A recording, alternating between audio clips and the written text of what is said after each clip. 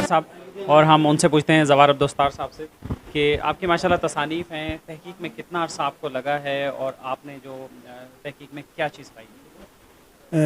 تحقیق میرا موضوع رہا ہے. تحقیق ایک نہیں، میرے پاس کافی ساری تحقیقیں ہیں، اور یہ سلسلہ میں باقاعدگی سے تحقیق کے سلسلے میں داخل ہوا ہوں 2000 کے بعد. 2022 سے 22 سال سے میں مسلسل تحقیقیں کر رہا ہوں. سب سے زیادہ جو پذیرائی ملی وہ بی بی ماہم کے حوالے سے مجھے ملی ہے، اور یہ میں کہوں گا کہ بی بی ماہم پر جو تحقیق ہے وہ ابھی تحقیق کے ہی مراحل میں ہے. اس میں بہت ساری چیزیں آشکار ہو گئی ہیں. یہ تو ثابت ہو چکا کہ وہ مدینے کی بی بی ان کو کہا جاتا اور مدینے کی بی بی ہیں، آل رسول ہیں. اب وہاں پر معجزات کے سلسلے اتنے شروع ہو چکے ہیں کہ میں سمجھتا ہوں کہ چند مہینوں میں کافی ساری چیزیں سامنے آئیں گی. اور ہاں یہ بھی بتا دیجیے کہ کس جگہ پر یہ معجزہ رونما ہوا ہے، کس علاقے میں، کس شہر میں ہوا ہے؟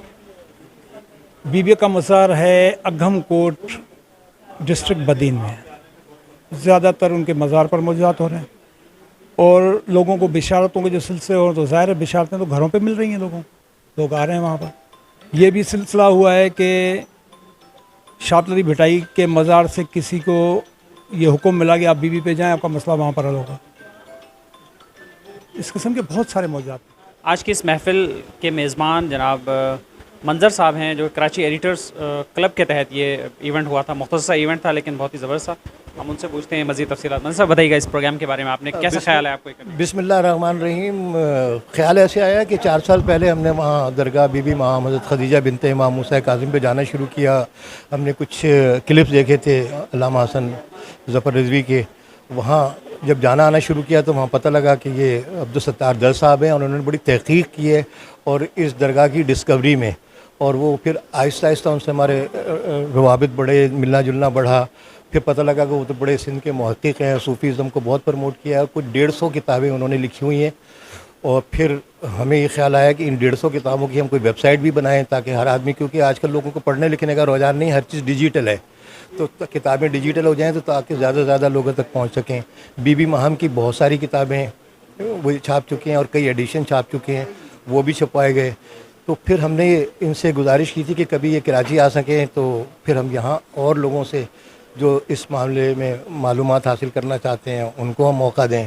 تو پھر ہم نے عبدالستار در صاحب سے گزارش کی، اور پھر ہم نے کراچی ایڈیٹر کلب کے ایگزیکٹو کمیٹی میں یہ چیز رکھی کہ ان کی اتنا صوفیزم کو انہوں نے پروموٹ کیا ہے. 150 کتابوں کے مصنف کوئی معمولی بات نہیں ہے، اور بڑے صحافی، محقق اور دانشور شخصیت ہیں.